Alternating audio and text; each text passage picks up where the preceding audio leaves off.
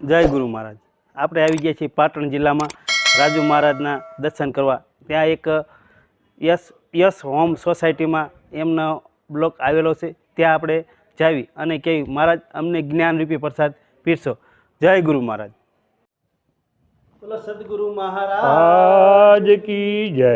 આપણે જેમ વાત કરી છે એમ આગળ મહાપુરુષ પાસે એવો એવો સત્સંગ લેવા જ્ઞાનરૂપી પ્રસાદ લેવા આવી ગયા છે.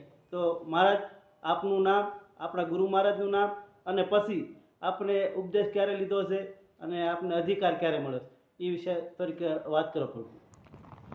બોલીએ શ્રી સદગુરુ ભગવાન કી જય. ગુરુ પરથીરામ મહારાજની જય. નિરાંત મહારાજની જય. સનાતન ધર્મ કી જય. આજે મારા આંગણે જે બોટાદથી સંતો વધાર્યા, રાજુભાઈ, રમેશરામ મહારાજ, અમને જે આજે અમારા આંગણું પાવન કર્યું.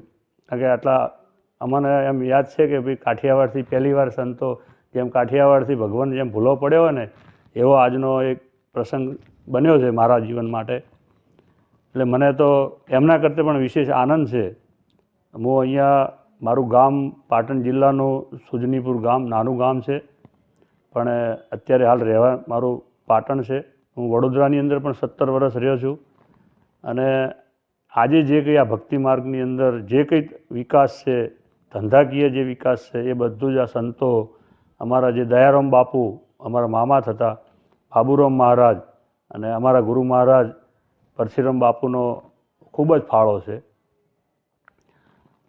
વિશેષ તો ઘણા બધા મહાપુરુષોએ આપણને જ્ઞાન તો આપી જ રહ્યા છે, પણ હું મારા અનુભવ પ્રમાણે એટલી જ વાત કરીશ. નીરદ બાપુએ પણ એ જ વાત કરી છે કે આ વિષય જે છે સત્સંગ એ બોલવાનો કે કહેણીનો છે નહીં, રહેણીનો છે. અમારા પરશુરામ બાપુનું કાયમ સત્સંગની અંદર એક જ વાત કરે છે કે જેટલું બોલીએ એટલું પાળવું અને જેટલું પાળતા હોઈએ એટલું જ બોલવું. આપણે જે વસ્તુનું પાલન ના કરતા હોઈએ અને જો કદાચ સભામાં ઊભા થઈ અને આખું માઇક તોડી નાખે એટલું જોરથી બોલતા હોય પણ એની અસર નહીં થાય. પણ તમે નાનામાં નાનું પણ વસ્તુનું પાલન કરતા હશો અને એ વસ્તુ તમે એનું વર્ણન કરતા હશો તો એનો જતા દિવસે બહુ મોટો ભડકો પડશે. આજે આગળના જે મહાપુરુષો નિરાંત બાપુ થઈ ગયા આપણા સંપ્રદાયની અંદર, બાપુ સાહેબ ગાયકવાડ થઈ ગયા, અર્જુન મહારાજ જેમની એક એક વાણીની અંદર શબ્દે શબ્દે આત્મજ્ઞાન છે, પ્રભાત મહારાજ થઈ ગયા, ગોવિંદરામ મહારાજ થઈ ગયા, રણછોડ મહારાજ થઈ ગયા, અને અમારા દયારામ મહારાજ, પરશુરામ બાપુ, બાબુરામ મહારાજ, અને હાલમાં હયાતમાં અમારા પાટણની અંદર ભીખારામ મહારાજ છે. આજે આ બધા મહાપુરુષોના ઘસારાથી આપણને જે વાત મળી છે એ વાતના બે શબ્દો રજૂઆત કરીશ. કે પ્રથમ તો શરૂઆત હંમેશા આપણે ઘરથી કરવી. તમે જો દુનિયાને સમજાવવા જશો ને તો દુનિયા તો સમજેલી જ છે, પણ હંમેશા શરૂઆત આપણે ઘરથી કરવી. જો પાયો આપણે કોઈ પણ મકાન બનાવતા હોઈએ તો પહેલો આપણે શું બનાવીએ? પાયો. પાયાની અંદર એનો જે કંઈ મટીરિયલ વાપરીએ કેટલું મજબૂત વાપરીએ છીએ, અને પાયો પહોળો હોય હંમેશા. એમ આપણા ઘરનો પાયો પણ એવો મજબૂત હોવો જોઈએ કે આપણું દિવસે દિવસે જ્યારે આપણું બિલ્ડિંગ બનતું જાય તો ઉપરના માળો મજબૂત બનતા જાય અને નીચેથી પાયો કોઈ હલાવી શકે નહીં. એ જ રીતે આપણે આ ભક્તિ માર્ગની અંદર પણ આપણો પાયો એવો મજબૂત હોવો જોઈએ કે દિવસે પ્રતિદિન આપણી ભલે ધીમે ધીમે પ્રગતિ થાય પણ દિન પ્રતિદિન આપણી પ્રગતિ થતી જાય. અને એ તો ગુરુ મહારાજનો આશીર્વાદ છે. આપણે તો એક નિમિત્ત છીએ અને ખરેખર આપણને જે મનુષ્ય અવતાર મળ્યો છે એનો લાભ જેટલો લઈએ એટલો ઓછો છે. અને આ વસ્તુ એવી છે કે જો તમને આ વસ્તુ મળી છે તો પરિવારને આ વસ્તુ મળશે એની કોઈ ગેરંટી નથી. મારો એવો અનુભવ છે. પણ જો પરિવાર પણ જો તમારી સાથે હશે અને આ વસ્તુનો લાભ લેશે તો તમે જે લાભ લઈ રહ્યા છો એ જ વાત એમને પણ આ વસ્તુનો લાભ મળશે. કારણ કે તમને જે સાધન મળ્યું છે એ જ સાધન એમને મળી ચૂક્યું છે. આ પરિવાર પૂરતી વાત નથી, પણ આખા વિશ્વને આ વાત લાગુ પડે છે. દરેકને તમે જુઓ, આજે આપણી સંસ્કૃતિ, ભારતીય સંસ્કૃતિમાં જે આપણને જે મહાપુરુષોએ જે શીખવ્યું છે એની પ્રમાણે આપણું જીવન કેટલું બધું ધન્ય બની રહ્યું છે. તો આજે પશ્ચિમી જે સંસ્કૃતિ છે, બહારના દેશના લોકો પણ આજે આપણું અનુકરણ કરવા લાગ્યા છીએ તો પછી આપણે શા માટે બીજાનું અનુકરણ કરવાની જરૂર છે? આપણે આપણા જે મહાપુરુષો થઈ ગયા, દયાનંદ સરસ્વતી, સ્વામી વિવેકાનંદ, ગાંધીજી, આવા જે મહાપુરુષો છે, તમે એમનું જીવન ચરિત્ર વાંચો. ભક્તિ જે જ્ઞાન છે ને એ પોતાને સ્વરૂપના જ્ઞાન માટેની વાત છે.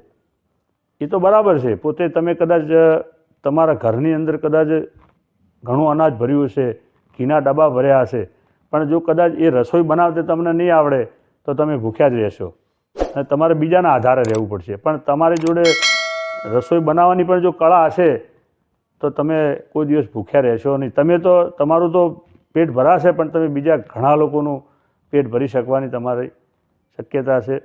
અને બીજું કે એક ગાંધીજીનો નાનો દાખલો આપીશ. જો ગાંધીજી જો આ દેશની અંદર આપણે રૂબરૂ નથી જોયા પણ એમના પુસ્તકો વાંચીએ છીએ, જે જૂના માણસો જોડે વાતો સાંભળીએ છીએ, આપણા દરેકની પાસે દિલ અને દિમાગ બે વસ્તુ છે. તો ઘણા લોકો દિલનો ઉપયોગ કરશે, ઘણા લોકો દિમાગનો ઉપયોગ કરશે. પણ મને તો એક ગાંધીજીનો આ એક એમને જે દિલનો ઉપયોગ કર્યો ને એ એમના જીવનનો એક પ્રસંગ મને ખરેખર મારા દિલને છૂઈ જાય છે કે પોતે બેરિસ્ટર હોવા છતાં વિદેશમાં ભણેલા હતા, આટલા બધા સક્ષમ હતા પોતે કે ધારે ને તો આખા ભારત દેશના લોકોને કપડાં પહેરાવી શકતા હતા. કારણ કે આપણા દેશના લોકો જોડે કપડાં પહેરવા નહોતા, એવી હાલત હતી આપણી.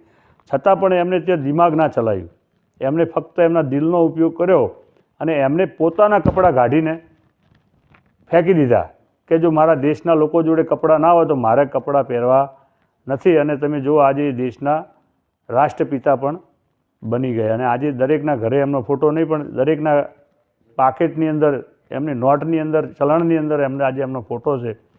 તો આપણે દરેક જગ્યાએ દિમાગનો ઉપયોગ ન કરતા થોડો દિલનો પણ ઉપયોગ જરૂરી છે દરેક જગ્યાએ, વ્યવહારની અંદર, ભક્તિ માર્ગની અંદર. બીજું કે આપણે આજે ભજન માર્ગમાં આવ્યા છીએ તો સેવા કરવા માટે આવ્યા છીએ.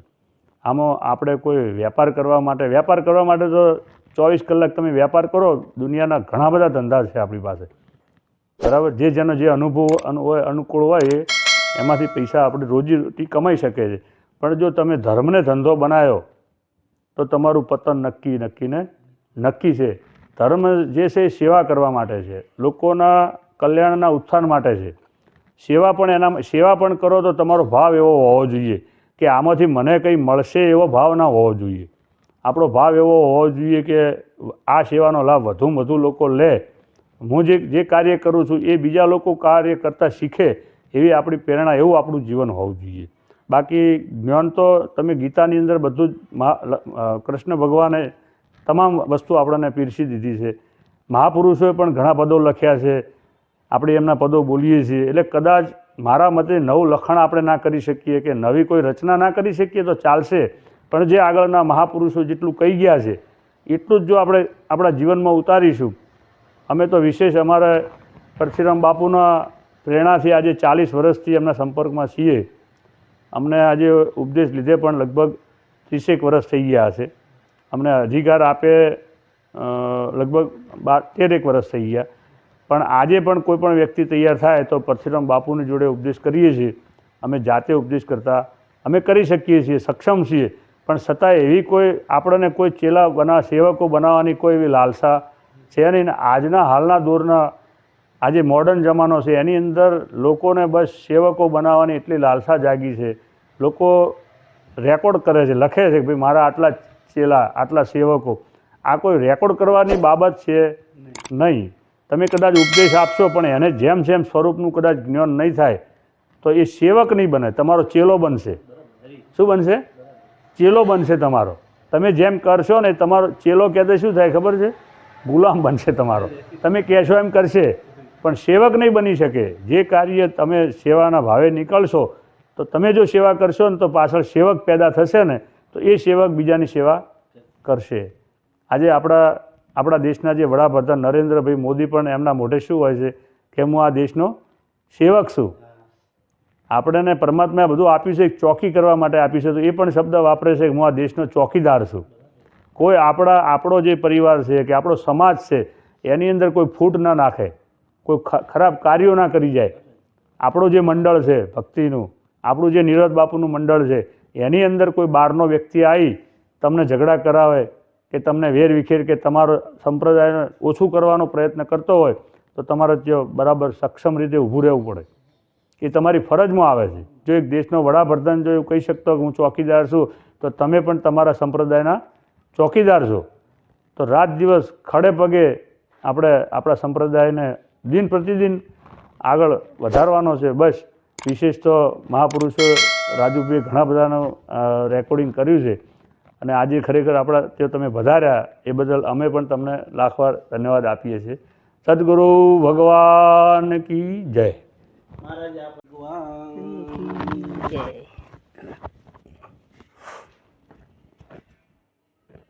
જય ગુરુ. કેટલી મિનિટ થઈ છે? હે? બહુ થઈ ગયું એટલું તો બહુ. સદગુરુ ભગવાન કી જય. જય. હવે આપણે માતાજી પાસે કંઈક એવો સંદેશો લેવી. માતાજીને પૂછ્યું, માતાજી આપનું નામ, આપણા ગુરુ મહારાજનું નામ, અને પછી તમારે જે કાંઈ સંદેશો સત્સંગ રૂપી અમને દેવો હોય એ પ્રસાદ પીરસો પ્રભુ. જય માતા. જય માતાજી. મારું નામ ચંદ્રિકાબેન છે. અમે પાટણથી છીએ. અમારા ગુરુ મહારાજ પરથીરામ બાપુ છે અને પરથીરામ બાપુ જોડેથી અમે ઘણું બધું શીખ્યા છીએ. એકચ્યુઅલી અમે નાનપણથી જ ભક્તિમાં જ છીએ. અમારા બચપણથી જ અમારા પપ્પાના ઘરે બી ભજન સત્સંગ હતું, સાસરીમાં બી એ છે. અમે સાથે જ ભજન કરીએ છીએ. કોઈ દિવસ એવું નહીં કે એમને સત્સંગમાં ભજનમાં સાથ નહીં આપ્યો. પૂરું ફેમિલી, અમારા છોકરાઓને બી ભજન ગમે છે અને હું તો હંમેશા એમની સાથે ભજન કરું જ છું. મેરેજ કરીને આવી ત્યારથી મતલબ 30 વર્ષથી અમે સાથે છીએ અને સાથે ભજન કરીએ છીએ. અને ભજનનો એક સૌથી મોટો ફાયદો એ છે અમને, મારો અનુભવ, કે આપણા છોકરાઓમાં એ વસ્તુ બહુ ઇફેક્ટ કરે છે. એમ કે છોકરાઓમાં અસર થાય છે. આજે અમારા બાળકો જે છે, મારો બાબો છે, એ લોકોને બી કોઈ આવે મારા ઘરે, સંતોનો ઘસારો વધારે છે અને અમને ગમે છે.